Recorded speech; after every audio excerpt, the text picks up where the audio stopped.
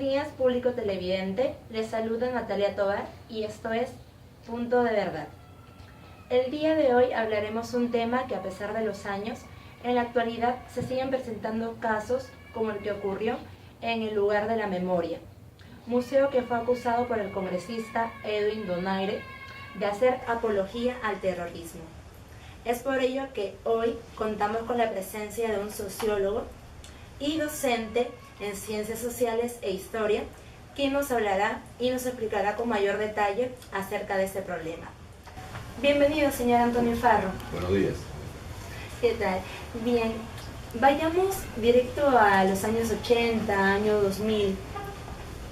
Ocurrió este hecho del terrorismo en Ayacucho, pero para referirnos exactamente al terrorismo, ¿qué es lo que significa? ¿A qué se refiere? Terrorismo son acciones en contra de la vida humana que buscan destruir una estructura mediante el uso de la violencia extrema, la crueldad, ¿no es cierto? Eso es terrorismo, básicamente. Bien, ¿y quiénes conformaron esta organización? ¿Quiénes fueron los que atacaron o hicieron los conflictos? Un informe de la Comisión de la Verdad en los 80, los que conformaban, los que básicamente fueron los que perpetraron estas acciones terroristas fueron Sendero Luminoso y el Movimiento Revolucionario Tupac Amaru. Pero de los dos, el que más peso tuvo, en un 70%, fue Sendero Luminoso. Bien, ¿y qué medidas adoptó este grupo, Sendero Luminoso? Sendero Luminoso planificaba acciones ideológicas y también acciones terroristas.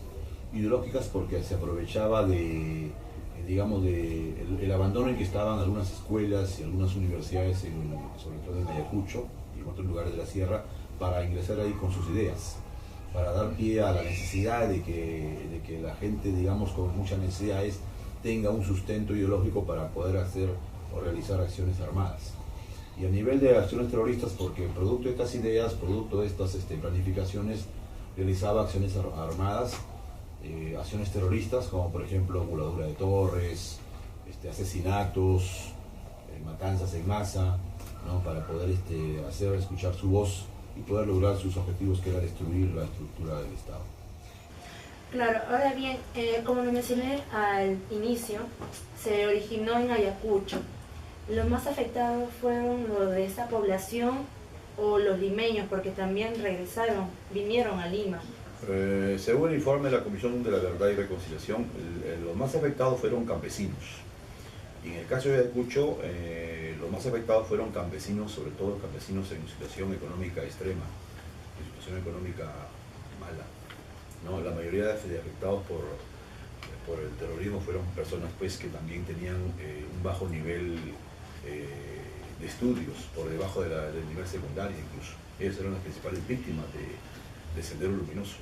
Entonces tenía que ver mucho el estatus, mejor dicho, social, el nivel socioeconómico, tenía que ver mucho en este factor, para que de esta manera fueran afectados. Resulta que las víctimas mayores fueron ellas, estas justamente las que dice usted, ¿no? Que estaban en un estatus económico menor y también en un nivel de estudios menor, ¿no? O sea, si Sendero Luminoso buscaba destruir a un Estado burgués, por decir así de alguna manera, más bien no afectó al Estado burgués, sino afectó a los campesinos, a los más pobres. Bien, se buscó más que nada tener algún poder en la población.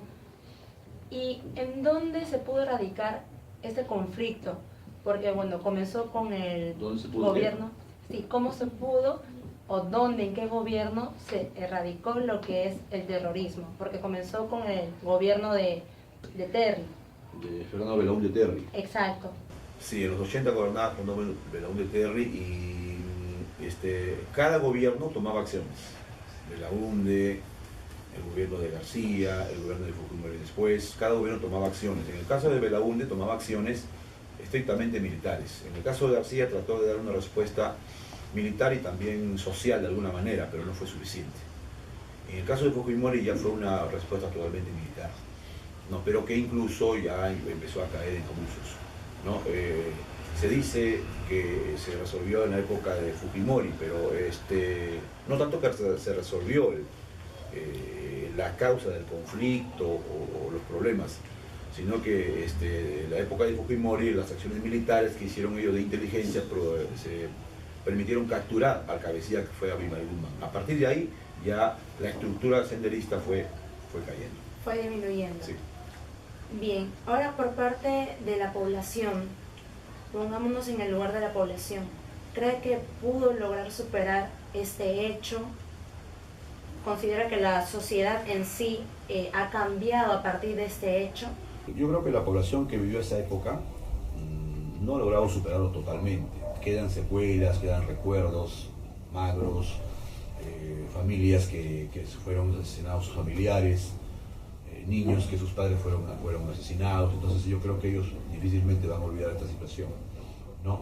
Ahora, la población actual, los nuevos jóvenes, pues lo ven de manera muy superficial, muy lejana, porque no conocen los hechos como los han vivido aquellas personas, ¿no? Aquellas familias. Depende de qué tipo de grupo se refiera, ¿no? Porque, como le repito, la gente, por ejemplo, de Ayacucho, que migró a Lima, pues fácilmente no va a olvidar esta situación, le queda cierto dolor todavía, ¿no? Quiere decir en todo caso de que no se ha podido olvidar lo que es este hecho que marcó totalmente a la población, y no solamente en Ayacucho, sino en Lima, en todo el Perú. Olvidar no tanto, quizás es un poco asimilar la situación. Recordemos que hay una comisión de la verdad y reconciliación, es decir, lo que se busca es ver la verdad para, a partir de la verdad, hacer justicia. Pero se hace justicia buscando de que la población se reconcilie, pero para hablar de reconciliación se requiere una serie de medidas. Para que esto no se repita, no deben repetirse las condiciones que se dieron en esa época. En esa época habían condiciones de extrema pobreza, de olvido de los pueblos, donde justamente se originó el terrorismo en Ayacucho. Entonces hoy en día yo creo que se están haciendo acciones como para que no se vuelva a repetir esas condiciones. Está un poco de descentralización, atención a provincias, etc. Claro, se busca ya evitar que vuelva a ocurrir lo que sucedió. Que se den las mismas condiciones, ¿no? Que se den las mismas condiciones para que no surja, para que no se justifique el surgimiento de un movimiento terrorista, de un movimiento subversivo, mejor dicho. Así es. Y dígame, ¿usted qué experiencia tuvo? Digamos, ¿le afectó en cierto modo? ¿Usted se encontraba quizá trabajando? En esa época era estudiante en la Universidad Nacional Federico Villarreal, y cada vez que salía de mi casa uno echaba la bendición, pero no sabía si iba a volver o no.